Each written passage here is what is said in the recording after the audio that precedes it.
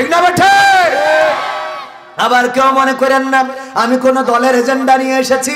আমার কথা হলো কোরআনের মানদণ্ডে যারা উত্তীর্ণ হবে তাদের সাথে আমরা আছি না নাই?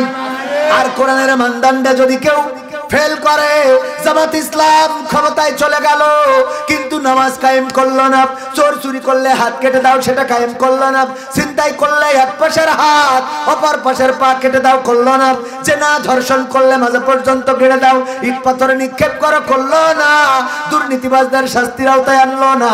যদি সবার সাথে মিলেমিশে এখন যেভাবে চলে ওইভাবে যদি মাখায়ে মাখায়ে চলতে চায় তাইলে জামাতের বিরুদ্ধে ওয়াজ হবে। বলেন ঠিক কিনা? এর নামই ইসলাম। এর নাম কি? ওমর রাদিয়াল্লাহু তাআলা আনহু বললেন আমার সন্তান মদ্যপান করেছে, তার শরিয়াত মোতাবেক যতটুকু শাস্তি ততটুকুই দিতে হবে, কার্পণ্য করা যাবে না। ও হাকিম রায় দিলেন যে ঠিক আছে, তার রায় হলো 100 বেত্রাঘাত। ওমর রাদিয়াল্লাহু তাআলা আনহু বললেন এই 100 বেত্রাঘাত আপনি করতে পারবেন না, কোন জল্লাদ করতে পারবে না, কারণ কোন জল্লাদ যদি করে তাইলে আমার সন্তান হিসাবে কার্পণ্য বোধ করতে পারে। সুতরাং আমার সন্তানের বেত্রাঘাত আমি নিজ হাতে করব। 50টা বেত্রাঘাতের পরে সন্তান মারা গেলেন। ওমর রাদিয়াল্লাহু তাআলা আনহু নিজ হাতে দাফন কাফন করার পরে বাকি 50টা বেত্রাঘাত কবরের পরে মেরে দিলেন। আল্লাহু আকবার বলবেন না? এর নাম হলো ইসলামী শাসন ব্যবস্থা। শুধু তাই নয়, এই ওমর যিনি অর্ধ পৃথিবীর খলিফা, গত কয়েকদিন আগে উনার সর্বশেষ আকুতি পড়তে যে কুতকুত করা যাবে না। আমি তো ভালো বক্তা না, বোঝেন না? আমার ওই কথা বলতে গেলে আধ্যাত্মিকতা ছাড়া কথা বলতে পারি না। আমার কোনো পরিকল্পনাও থাকে না কি বলবো, আসি বলতে থাকি, বলে শেষ করি বাড়ি চলে যাবো। হ্যাঁ, এনে একবার আসবেন নড়বেন, একবার কুতকুত করবেন, এটা হবে। হ্যাঁ, সবাই জিকির করেন লা ইলাহা। কি কেনতে টাকা চুরি হয়ে যাচ্ছিল তাহলে?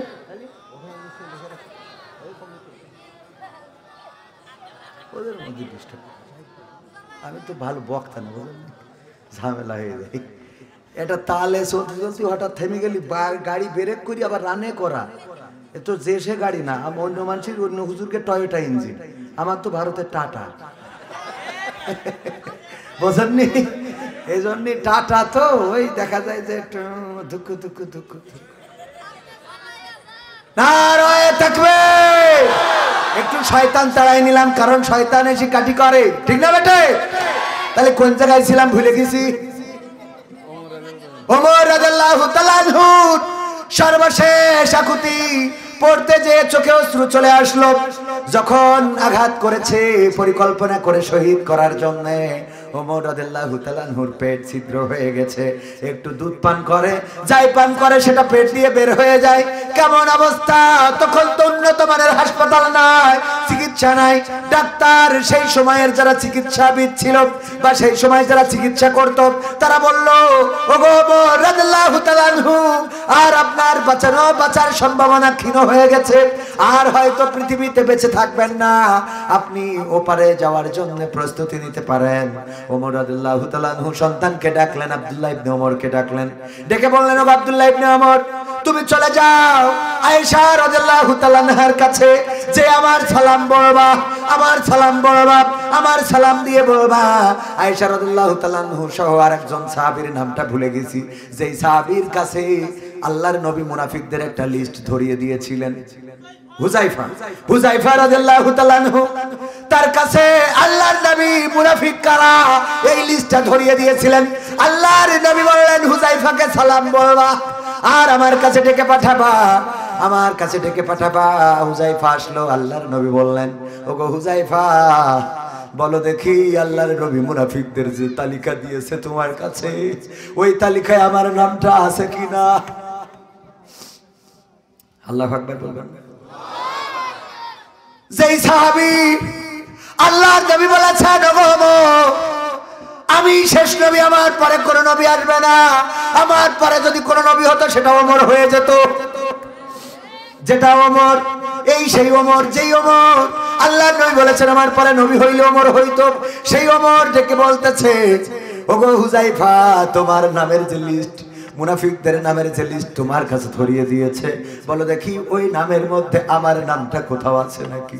হুযায়ফা রাদিয়াল্লাহু তাআলা আনহু বললেন, ওগো ওমর রাদিয়াল্লাহু তাআলা আনহু, এই নামের তালিকা তো বলা এটা সিক্রেট বিষয়, বলা সম্ভব নয়, তবে আপনাকে এতটুকু আশ্বস্ত করতে চাই, আল্লাহর নবী যে নামগুলো লিখে দিয়েছেন এই নামের মধ্যে ওমর বিন খাত্তাব বলে কোনো নাম নাই। ওমর বিন খাত্তাব বলে কোনো নাম নাই। এবার আব্দুল্লাহকে বললেন, আব্দুল্লাহ যাও আয়েশাকে সালাম বলবা, আর বাবা মৃত্যুর সময় ওমর সালাম বলেছে, বলবা না যে আমিরুল মুমিনিন সালাম পাঠিয়েছে, বলবা ওমর বিন খাত্তাব সালাম পাঠিয়েছে। তিনি বলেছেন মা মৃত্যুকালে তার একটা আকাঙ্ক্ষা, যেখানে আল্লাহ রাসূল সাল্লাল্লাহু আলাইহি সাল্লাম ঘুমানো এবং রাসূলের সবচেয়ে কাছের সাহাবা ওমর রাদিয়াল্লাহু তাআলা আনহু ঘুমানো, আমি ওমর ওই জায়গাটায় একটু জায়গা চাই যেন রাসূলের রওজার পাশে আমার কবরস্থ করা হয়। বলবা না যে আমিরুল মুমিনিন দাবি জানিয়েছে, এটা বলবা না রাষ্ট্রপ্রধান দাবি জানিয়েছে, এটা বলবা না। খালি একজন সাধারণ মানুষ হিসাবে আমি এতটুকু তার কাছে চাই, আমি এটা আবদার করছি, যদি আমার আবদার তিনি রাখতে চান, আম্মা আয়েশা রাদিয়াল্লাহু তাআলা আনহা উম্মুল মুমিনিন তিনি যদি রাখতে চান, আয়েশা রাদিয়াল্লাহু তাআলা আনহা বললেন, আমার ইচ্ছা ছিল যে রাসূলের পাশে আমি ঘুমাবো, কারণ ওখানে আবু বকর ঘুমানো, আমার বাবা আর আমার স্বামী ঘুমানো, সেই জায়গায় আমি ঘুমাতে পারবো। কিন্তু যেহেতু ওমর দাবি জানিয়েছে আর ওমরের মান মর্যাদা ইসলামে আমার থেকে 1000 গুণ বেশি, আমি ওমরের ওখানে ঘুমানোর জন্য ওমরকেই উত্তম মনে করলাম। আমি আমার অধিকার ছেড়ে দিয়ে ওমরের জন্য জায়গাটা ছেড়ে দিলাম।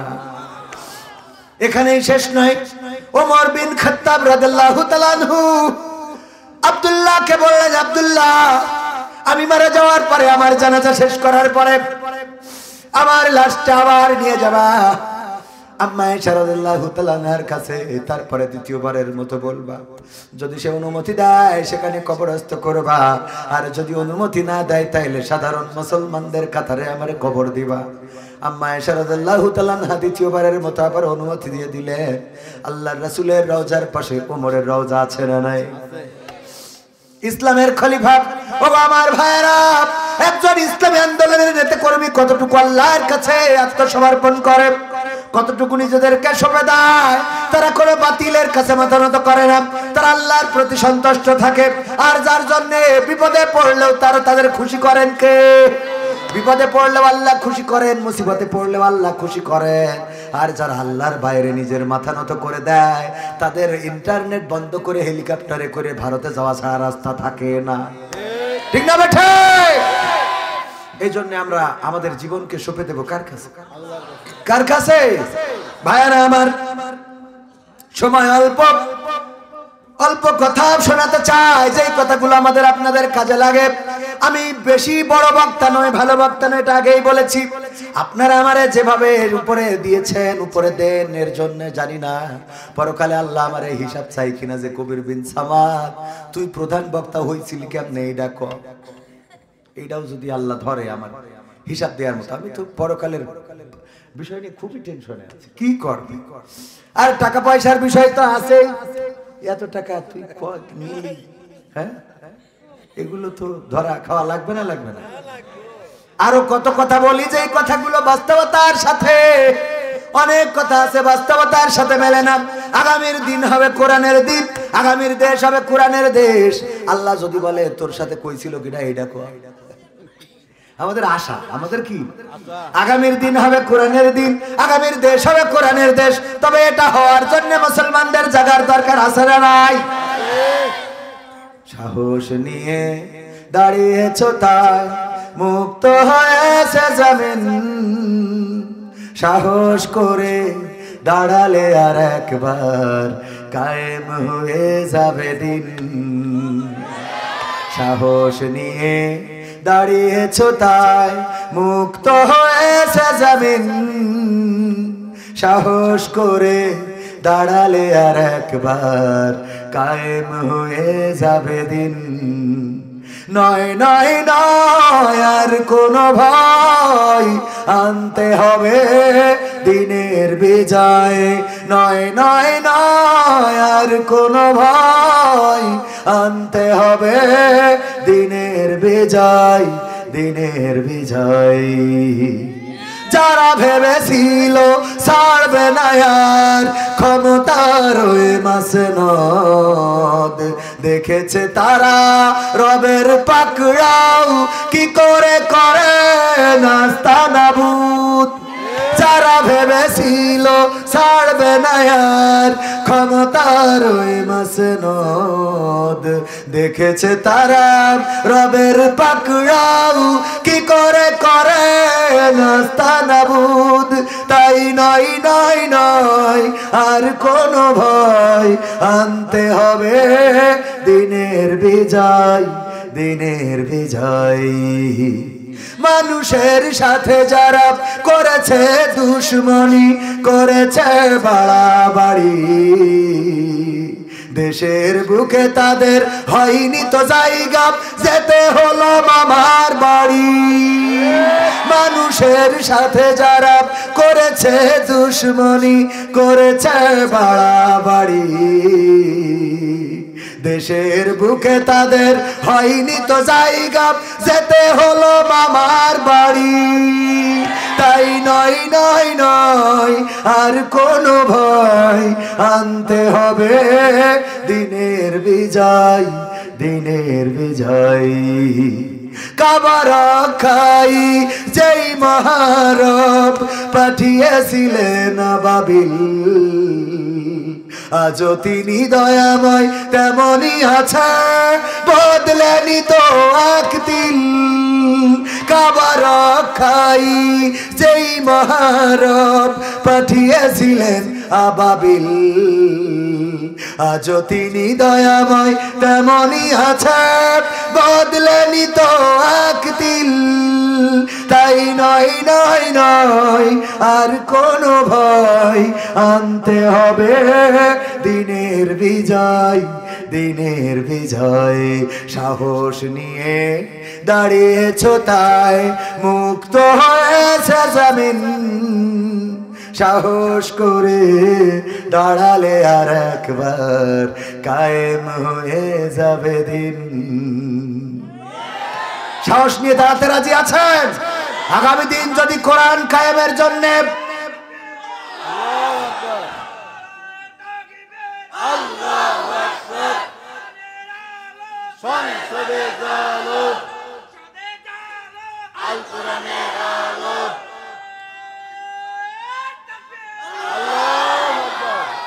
আল্লাহর জন্য নিবেদিত প্রাণ হতে হবে।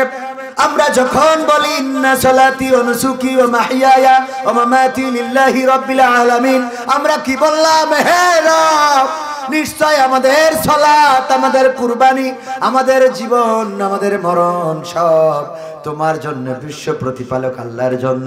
যদি তাই এটা যদি আমরা বলি, এটা যদি মেনে নেই, আমাদের কুরবানি হবে কার জন্য? সেই কুরবানি কি শুধু গরু ছাগল কুরবানি? শুধু গরু ছাগল কুরবানি? আমার জীবনের সময়, আমার জীবনের অংশ, আমার সন্তান, আল্লাহর নামে আমরা যে কুরবানি করি, প্রথম কুরবানিটা এসেছে কার কুরবানির মধ্য দিয়ে? ইসমাইলের সন্তান। আল্লাহর নবী ইব্রাহিম আলাইহিস সালাম বললেন, ইয়া বুনাইয়া ইন্নী আরা ফিল মানামি আন্নী আযবাহুকা ফানজুর মাযা তারা। ওগো আমার সন্তান, আমি স্বপ্নে দেখেছি আমি তোমাকে জবাই করে দিচ্ছি। সন্তান বলল, আর কিছু দেখো না। বলেছে এই কথা? ওগো আব্বা, স্বপ্ন দেখার আর কিছু খুঁজে পান নাই, আমারে জবাই করা লাগবে, পাইছেন কি? বলেছে এই কথা? না, এই কথা বলে নাই। বরং কি বললো? ইয়া আবাতি ফাআল মা তুমারু সাতাজিদুনি ইনশাআল্লাহু মিনাস সাবিরিন। আমার আল্লাহর নবী ইব্রাহিম বললেন, ওগো আব্বা, আপনি শুনে নেন, আপনি যেটা স্বপ্নে দেখেছেন সেইটাই করেন। আপনি আমাকে ধৈর্যশীলদের মাঝে পাবেন। আল্লাহু আকবার। আপনি আমাকে ধৈর্যশীলদের মাঝে পাবেন। কেমন ধৈর্য, কেমন আল্লাহর প্রতি বিশ্বাস, কেমন অটল থাকা লাগে। ওই যে ইব্রাহিমের কথা বলছিলাম, মনে আছে না নাই? জাহান্নাম বানালো, আগুন বানালো, আগুনে ক্যালিফোর্নিয়া ধূলিসাৎ করে দিয়েছে, সাজানো গুছানো শহর মুহূর্তেই দাও দাও করে জ্বলেছে। ওগো আমার ভাইয়েরা, এখনো যারা আল্লাহকে চেনে নাই, এখনো যারা আল্লাহকে জানে নাই, এই আগুন দেখলেও তো হেদায়েত হইতে পারে না। কিন্তু এত কিছু দেখার পরেও যাদের হেদায়েত হয় না, তাদের নসিবে হেদায়েত নাই। আল্লাহর নবীকে দিয়ে আল্লাহ জানিয়েছে আপনি চাইলেই ওদের হেদায়েত হবে। খতামাল্লাহু আলা কুলুবিহিম ওয়া আলা সামাইহিম ওয়া আলা আবসারিহিম গিশাওয়াত ওয়া লাহুম আযাবুন আযীম। আমার আল্লাহ বললেন আপনি চাইলেই হবে না, আমি ওদের তো সিল মেরে দিছি, চোখের উপরে কানের উপরে আবরণ ফেলাই দিছি, ওরা শোনেও না দেখেও না, ওদের হেদায়েত হবে না। আর ওদের জন্য পরকালে রয়েছে কঠিন জাহান্নামের ভয়াবহ আযাব। এই আযাব কে চায়? যদি আমরা না চাই আল্লাহর প্রতি নিবেদিত হতে হবে। যখন আগুনের কাছে পৌঁছানো যায় না তখন ক্রেন ভাড়া করলো। এখন যে ক্রেন, তখন বলতো চড়ক গাছ। কি গাছ? এই চড়ক গাছের মধ্যে দিয়ে এক পাশ থেকে বেঁধে দেবে, তারপরে সবাই টেনে ঘুরাবে, ঘুরাইয়ে যখন চলে যাবে আগুনের পরে অমনি রশি কেটে দেবে, ঝপ করে পড়ে যাবে। কত সুন্দর বুদ্ধি করে ক্রেন, ফিরাউনের নমরুদের আমলে ক্রেনের প্রচলন হয়েছিল। এই ক্রেন বানানো হয়ে গেল, সবাই মিলে টানা শুরু করলো। ফেরেশতারা এসে বলল ও আল্লাহর নবী, আপনার জন্য আর সে ফেরেশতারা কান্নাকাটি করে, আমরা এসেছি সহযোগিতা করার জন্য। ইব্রাহিম আলাইহিস সালাম বললেন আল্লাহ কি পাঠিয়েছি? কয় আল্লাহ পাঠাইছে, কেমন করে সেটা বলি। সেটা হলো আল্লাহর কাছে বললাম আল্লাহ তোমার বন্ধু তোমার খলিল আগুনে পুড়ে যাবে, এটা কি হতে পারে? যদি আমাদেরকে পাঠাও সহযোগিতা করতে চায়। আল্লাহ রাব্বুল আলামিন বললেন যাও, তবে আমার ইব্রাহিমের কাছে আগে শুনবা, যদি সে সহযোগিতা যদি চাই তাইলে করবা, যদি না চাই তাইলে ফিরে আসবা। আল্লাহর নবী ইব্রাহিম বললেন ওগো ফেরেশতারা, তাইলে তোমরা ফিরে যাও, তাইলে তোমরা ফিরে যাও, তোমাদের দরকার নাই। কেন দরকার নাই? কারণ তোমরা যে আল্লাহর কাছ থেকে অনুমতি প্রার্থনা করে এসেছো, আমার অবস্থা তোমরা যা জানো তার থেকে বেশি জানে ওই আল্লাহ। আল্লাহু আকবার। আমার অবস্থা তোমাদের থেকে আমার আল্লাহ আরো ভালো জানে। সুতরাং তোমরা ফিরে যাও, আল্লাহ যদি চান তাহলে আল্লাহ সহযোগিতা করবেন, আর আল্লাহ যদি না চান সমস্যা নাই। আল্লাহর জন্য পড়তে কোনো আপত্তি নাই, আল্লাহর জন্য ফাঁসিতে ঝুলতে কোনো আপত্তি নাই, আল্লাহর জন্য পানিতে চুবানি খেতে কোনো আপত্তি নাই। সুতরাং তোমরা ফিরে যেতে পারো। আল্লাহ রাব্বুল আলামিন নিজের দায়িত্ব পালন করলেন, বললেন ইয়া নারু কুনি বারদাও ওয়া সালামান আলা ইব্রাহিম। আমার আল্লাহ বললেন ওগো আগুন, তুমি শুধু ঠান্ডা হইলে হবে না, তুমি শুধু ঠান্ডা হয়ে যাবা তা হবে না। কি হতে পারো? আরামদায়ক হয়ে যেতে হবে, এয়ার কন্ডিশনের মতো, না শীত না গরম। আগুন সুন্দর ফুল বাগান হয়ে গেল। নমরুদ ডাক দিয়ে বলল এই ডিবি, এই বিজিবি, এই এনএসআই, এই ডিজিএফআই সবকে নাই, তোদের 16 বছর ধরে খাওয়ালাম, আজকে কেন গুলি করতে পারো না? কথা ঠিক আছে না? মিলাই নেবেন, যদি না মেলে বুঝে নেবেন আমার কাছ থেকে। বললো এতদিন ধরে তোদেরকে খাওয়াইলাম, এত গাছ, এত কাঠ, এত ক্রাশিস, এত ডিজেল, এত পেট্রোল আমি ঢাললাম, আমি আগুন বানালাম, আর সেই আগুনের কাছে আমি যেতে পারিনি। অথচ ইব্রাহিমের জন্য ফুল বাগান কেমনে হয়? এখনকার সময়ও ডাকলো সেনাবাহিনী প্রধান, বিজিবি প্রধান, বিমান বাহিনী প্রধান, স্থল বাহিনী প্রধান, কবর বাহিনী প্রধান, সব ডাকা হলো। ডেকে বলল 16টা বছর ধরে খাওয়াইলাম পড়াইলাম, এখন কেন গুলি করতে পারো না? এখন কেন আমার শত্রুদের মারতে পারো না? সেনাবাহিনী প্রধান বলল আপনি যাই বলেন তাই বলেন, আমাদের দ্বারা আর সম্ভব না। এই যে দ্বারা সম্ভব না, এটা বলিয়েছেন কে? বলিয়েছেন কে? আল্লাহ বলল আমাদের দ্বারা সম্ভব নাই। আনারু কুনিবার দাওয়া সালামান আলা ইব্রাহিম, আমরা এখন আরামদায়ক হয়ে যাব, ছাত্রদের নিরাপত্তা দিয়ে ঢুকাবো। ঢুকাইছে না? ঢুকাই না। নিরাপত্তা দিয়ে ঢুকাই দিলে যা বঙ্গভবনে যে রাজহাঁস ধরি নিয়ে আয়। কথা কয় না? ইসমাইল আলাইহিস সালাম বললেন ওগো আমার বাবা, শুধু এখানেই শেষ নয়, আল্লাহর প্রতি কেমন ঈমান থাকা লাগে। শয়তান এসে বলছে কোনে যাও? কয় আব্বার সাথে বেড়াতে যাই। কোনে বেড়াতে যাও? সিরাজগঞ্জে যাচ্ছি। কোনে? উল্লাপাড়ায়। কথার কথা যাচ্ছি ওখানে। কয় ওখানে যা যাচ্ছাও জানো নাকি তোমার আব্বা কি করবে? কয় না জানি না। কয় তোমার আব্বা তোমারে নিয়ে যাচ্ছে জবাই করবে, তাই তোমার আব্বার চাদরের নিচে ছুরি রয়েছে, ধারালো ঘ্যাস করে জবাই করে দেবে। কয় শয়তান, আমার আব্বা কোনোদিন তার সন্তানকে কি জবাই করতে পারে নাকি? কয় পারে না মানে তোমার আব্বার আল্লাহ তার তা আদেশ করেছে। কয় আমার আব্বার আল্লাহ যদি হয় তাহলে তোর আল্লাহ না কেন? বুঝেন, ইমান ছোট ছোট বিষয়ে ইমান ধ্বংস হয়ে যায়। ছোট বিষয়ে ইমান ধ্বংস হয়ে যায়। পরীক্ষা নিলে সিরাজগঞ্জও ফেল করবে, করবে না? ছোট বিষয়ে ইমান পরীক্ষা করবে, করবো ভাই যেহেতু বলছে করবো। রেডি আপনারা? রেডি? এইবার কিন্তু প্রস্তুত পরীক্ষার জন্য। ভাইয়েরা আমার, একবার মুনকার নাকিরকে খুঁজে পাওয়া যাচ্ছে না, কোথায় যেন হারিয়ে গেল। অনেক লাশ, ক্যালিফোর্নিয়ায় আগুন লেগেছে, কত মানুষ পুড়ে মারা গেছে, ওদের কবরে রেখেছে। মান রব্বুকা মান দিনুকা মান নাবিয়ুকা প্রশ্ন করবে, কিন্তু মুনকার নাকির নাই, নাই নাই, কোথায় গেল, কোথায় হারালো?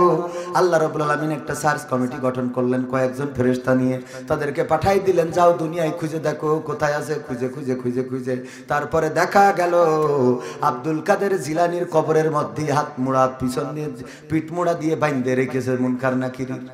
বেঁধে রাখার পরে ফেরেশতারা যে আল্লাহর কাছে রিপোর্ট করলো, আল্লাহ তোমার মুনকার নাকির খুঁজে পাইছি কনে? দুনিয়ায় ওই যে আব্দুল কাদের জিলানী রাহিমাহুল্লাহ তার কবরের মধ্যে পিছনে হাত দিয়ে কায়দা করে শক্ত করে বেঁধে রেখেছে।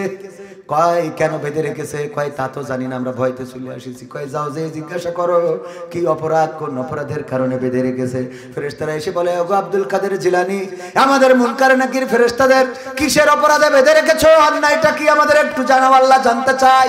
বলল সে তারা আমাদের কবরে ঢুকেছে, আমার কবরে এসে আমার সালাম বলে নাই, আমার প্রশ্ন করার জন্য এসেছে, কিন্তু আমাকে সালাম দিয়ে কবরে প্রবেশ করে নাই। এই কথা বলার পরে ফেরেশতারা চলে গেল। আল্লাহ মুনকার নাকির আব্দুল কাদের জিলানির কবরে যে সালাম দেয় নাই, তার কারণে পিঠ মুড়া দিয়েতে হাত পিছনের কায়দা করে শক্ত করে বেঁধে রেখেছে। কয় যে বলো আব্দুল কাদের জিলানি এখন কি চায়, আমি সেটা পূরণ করে দেবো, বিনিময়ে সে যেন আমার মুনকার নাকিরকে ছেড়ে দেয়। বলল ঠিক আছে। ফেরেশতারা এসে বলল, ও আব্দুল কাদের জিলানী, এখন তোমার দাবি কি? তোমার যে দাবি আল্লাহ পূরণ করবে, বিনিময়ে মুনকার নাকিরকে ছেড়ে দাও। বলতেছে আমার দাবি হলো এই বাগদাদে যত কবর আছে সব কবরের আযাব মাফ করে দিতে হবে। যখন ফেরেশতারা যেয়ে বলল, ও আল্লাহ তোমার বান্দা আব্দুল কাদের জিলানী সে বলেছে এই বাগদাদে যত কবর আছে সব কবরগুলোকে ক্ষমা করে দিতে হবে। আল্লাহ রাব্বুল আলামিন আব্দুল কাদের জিলানীকে ডাক দিয়ে বললেন, ও আব্দুল কাদের জিলানী, তুমি তো আমার অল্পের পথে বাঁচাই দিছাও যে তুমি শুধুমাত্র বাগদাদের মানুষের, বাগদাদের যে কটা বান্দা কবরে গেছে তাদের ক্ষমা চাইছাও।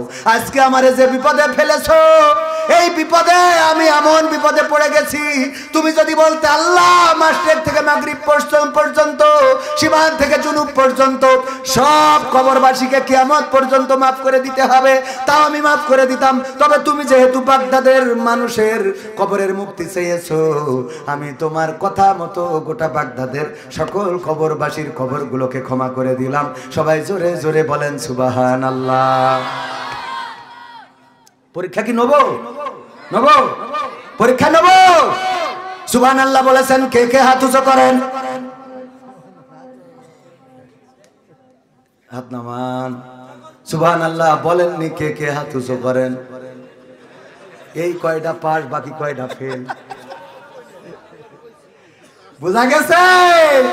এক সুবহানাল্লাহ, ঈমান শেষ। এই ফেরেশতার বেদিরা কেউ কি রাসূলের থেকে বড় হয়ে গেছে? হ্যাঁ, এটা তো এরা মজ করলি তো আপনারা লাঠি নিয়ে আসার কথা, স্টেজে লাঠি নিয়ে আসার কথা না। আপনি সুবহানাল্লাহ কইছেন, বুঝেন বলো সামনের বার বলে যেন মনে মনে কইছেন সব ফে, এর মানে সুর দিয়ে যাই বলেন না কেন। যদি বলি আহারে পরিমণি কত সুন্দর চেহারা, বলেন সুবহানাল্লাহ। না চেহারার জন্য ভালো, চেহারা তো ভালো, খারাপ না। সুবহানাল্লাহ বলেন, নাউজুবিল্লাহ, অসুবিধা নেই। কিন্তু এই চেহারাটা খারাপ পথে লাগানোটা নাউজুবিল্লাহ, ঠিক না? চেহারার মালিককে রূপের বড়াই করিস না রে, রূপ চিরদিন থাকে না। রূপের বড়াই করিস না রে, রূপ চিরদিন থাকে না। নিজের মুখটা দেখা একদিন হইবে রে তোর যন্ত্রণা, নিজের মুখটা দেখা একদিন হইবে তোমার যন্ত্রণা। সময় হইল বড় শিক্ষক, সব দিবে শিখাইয়া, সুখের জীবন থাকবে না রে, দেখবে না কেউ চাইয়া। সময় হইল বড় শিক্ষক, সব দিবে শিখাইয়া। সুখের জীবন থাকবে না রে, দেখবে না কেউ চাইয়া। মরার আগে মরবি রে তুই, জ্বালা সইতে পারবি না। মরার আগে মরবি রে তুই, জ্বালা সইতে পারবি না। নিজের মুখটা দেখা একদিন হইবে রে তোর যন্ত্রণা। নিজের মুখটা দেখা একদিন হইবে তোমার যন্ত্রণা। কিসের এত বড়াই তোমার মাটির দেহ লইয়া। ময়রা দেখো পোকামাকড় শেষ করবে সব খাইয়া। কিসের এত বড়াই তোমার মাটির দেহ লইয়া। ময়রা দেখো পোকামাকড় শেষ করবে সব খাইয়া। এই দুনিয়া ছাড়তে হবে, অহংকার আর কইরো না। এই দুনিয়া ছাড়তে হবে, অহংকার আর কইরো না। নিজের মুখটা দেখা একদিন হইবে রে তোর যন্ত্রণা। নিজের মুখটা দেখা একদিন হইবে তোমার যন্ত্রণা। ক্ষমতার বড়াই কইরো না ভাই, সে আর চিরদিন থাকে না। পাওয়ারের বড়াই কইরো না বোন, সে আর চিরদিন থাকে না। নিজের চেয়ার দেখা একদিন হইবে তোমার যন্ত্রণা।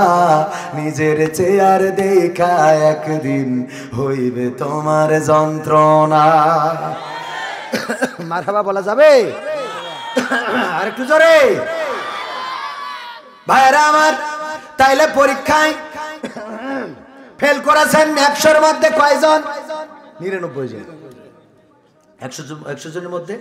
তার মানে আমরা যে বলি শিরক থেকে বাঁচতে হবে, আমরা যে বলি বেদাত থেকে বাঁচতে হবে, আমরা যে বলি কবরের কাছে যেও না, এরকম সুর দিয়ে বললেই তো মনে হয় জান্নাতের দোতলায় চলে গেছি। ঠিক না বেঠিক? ফেরেশতা মুনকার নাকিরকে আল্লাহ রাসূলের রওজায় পর্যন্ত এই জাতীয় ঘটনা নাই। আচ্ছা মানলাম যে সত্যি সত্যি বাইরে রেখেছে, এটাও যদি মানে না তো ওই কবরের মধ্যে ফেরেশতার বাইরে গিয়েছিল কিনা? ফেরেশতারা এসে কি মানুষের কানে কানে বলিস? কথা কয় না। তাইলে বলিনি যখন এই ঘটনা পালামটা কি করি? তার মানে পুরাটাই পরিকল্পিত বানোয়াট একটা ঘটনা। বলেন ঠিক কিনা? এটা তো কমন সেন্স দিয়ে বুঝতে হবে যে কবরের মধ্যে না হয় মানলাম যে সত্যিই সালাম দিনই তাই বাইরে রেখেছে।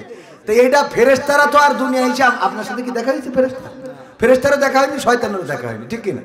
তো ফেরেশতারও দেখা হলো না, শয়তানও যে বলবে তাও তো শয়তান তো আমাদের চোখের সামনে আসে না। তাহলে এটা বললো কে?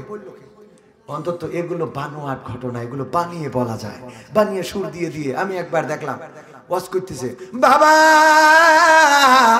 আমার রশিদ পীর সাহেব বাবা সৌদি আরব থেকে উড়াইয়ে নিয়ে আসে রে। উট নাকি উড়াই নিয়ে আসে? যদি বলছে ই গাল উড়াই নিয়ে আসে তাও তো ঠিক ছিল। পাখি চুখি উড়াই নিয়ে, উট উড়বে কেমন? তবে উড়াতে পারে, বিমানে করে উড়াই আনতে পারে, হয়তো সেইভাবে মিন করে বলে থাকতে পারে। যাই হোক, সব মিলাই আমরা যেটা পরীক্ষা নিলাম সেখানে দেখলাম যে আপনারা ইমান তাইলে দুর্বল আছে না নাই? একবার আব্দুল কাদের জিলানী রাহিমাহুল্লাহর কাছে শয়তান গেল, যাওয়ার পরে বলতেছে আসসালামু আলাইকুম ইয়া আব্দুল কাদের জিলানী। আব্দুল কাদের জিলানী চিন্তা করলেন, আরে এমন সালাম আমারে নাম ধরে দেয় কি? বাইরে এসে দেখে দাঁড়িয়ে আছে, তারা তারা জামা গায়ে দেয়া, খুব সুন্দর করে ঝুলপিওয়ালা জামা, মাথায় তার খচিত টুপি। বলল তুমি কে? কয় আমি ফেরেশতা জিবরাইল। কি ফেরেশতা?